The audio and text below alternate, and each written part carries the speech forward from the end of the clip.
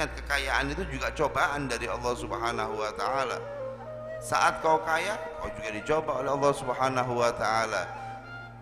Ketika cobaanmu adalah kekayaan, harus banyak berhati-hati.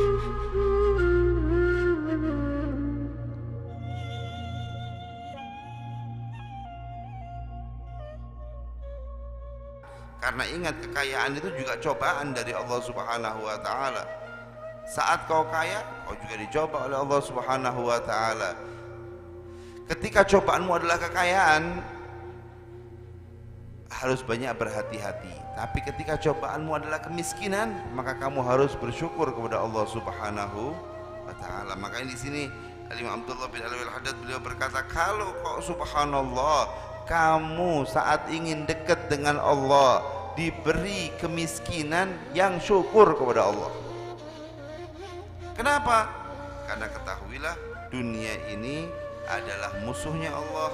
Allah Subhanahu wa taala memalingkan dunia dari para nabinya. Gak ada nabi yang kaya kecuali Nabi Sulaiman alaihissalam, Nabi Muhammad, ya Allah, Nabi Isa, Nabi Ibrahim, Nabi Musa, semuanya. Bahkan Nabi Muhammad SAW beliau berdoa, Allahumma ahyini miskinan wa amitni miskinan wa ahsurni fi zumratil masakin. Ya Allah, hidupkan aku dalam keadaan miskin. Nabi kita pengen miskin ini. Bayangkan.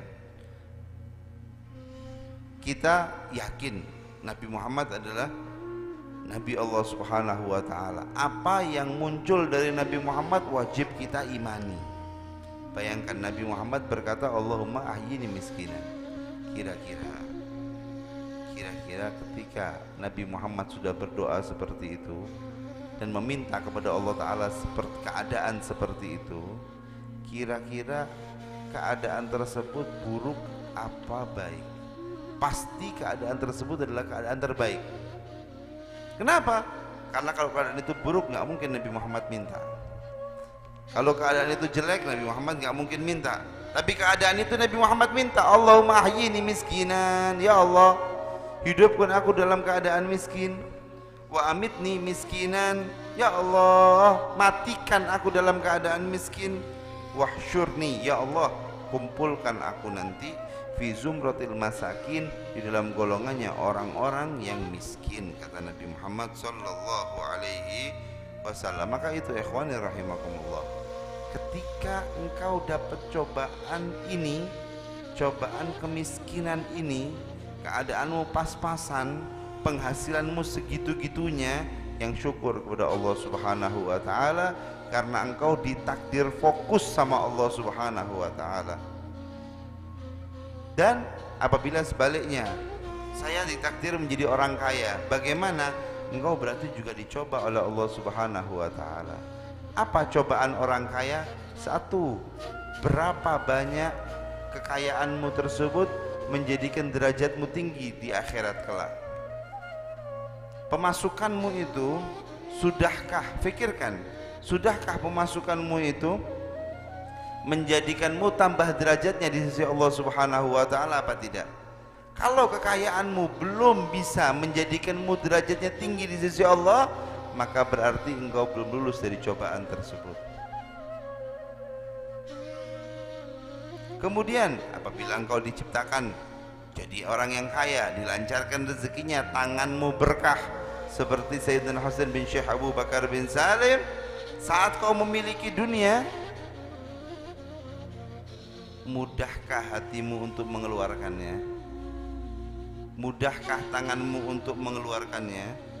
Kalau dunia yang kau miliki semakin banyak, semakin kau susah untuk mengeluarkannya, berarti engkau belum lulus dari cobaan. Al-Imam Ghazali dalam kitabnya Ihya Ulumuddin, beliau menjelaskan panjang lebar tentang apakah seorang yang miskin sama yang kaya, mana yang lebih afdal. Di sini kata Imam Ghazali di dalam kitabnya Ihya Ulumuddin, al-ibrah bukan miskin dan kayanya, tapi al-ibrah bimahabbati dunya fi qalbih. Kalau miskin hubbud dunya, lebih sangat jelek daripada orang yang kaya hubbud dunya. Miskin cinta sama dunia. Miskin pikirannya cuman dunia. Miskin tapi dia tadi ini bagaimana setiap harinya memikirkan pemasukan, tapi nggak dapat. Ini berarti sejelek-jeleknya orang, lebih jelek daripada yang kaya, dan dia hubbud dunia. Miskin tidak hubbud dunia, kaya hubbud dunia. Lebih baik miskin yang tidak hubbud dunia. Miskin tidak hubbud dunia, kaya tidak hubbud dunia. Lebih baik kaya dan tidak hubbud dunia. Kenapa? Karena dia memiliki dan dia tidak menginginkannya. Maka ketika engkau dalam keadaan seperti ini, berarti engkau harus bersyukur kepada Allah Subhanahu wa taala. Bersyukurlah kepada Allah yang menjadikan keadaanmu seperti ini. Kenapa? Karena engkau bisa lebih fokus untuk dekat dengan Allah. Dan engkau sekarang merasakan apa yang dirasakan oleh Nabi Muhammad SAW. Engkau sekarang merasakan dengan apa yang dirasakan oleh para aulia wassalihin dalam kefakiran, tapi dia dalam merasakan kenikmatan yang begitu besar. Bahkan dunia tersebut ataupun kefakirannya tersebut dianggap sebagai sebaik-baiknya nikmat dari Allah Subhanahu wa taala. Ikhwani rahimakumullah, saat engkau ingin dekat dengan Allah, ad-dunya ma fi qalbak. Dunia itu hilangkan dari hatimu. Jangan kau berpikiran saya kepingin ini, saya kepingin itu. Ad-dunya wa ma fiha kulluh fit tahtir rijil. Dunia dan semua yang seisinya itu di bawah kaki, bukan tujuan kehidupan. Tujuan kehidupanmu adalah Allah dan Nabi Muhammad sallallahu alaihi wasallam.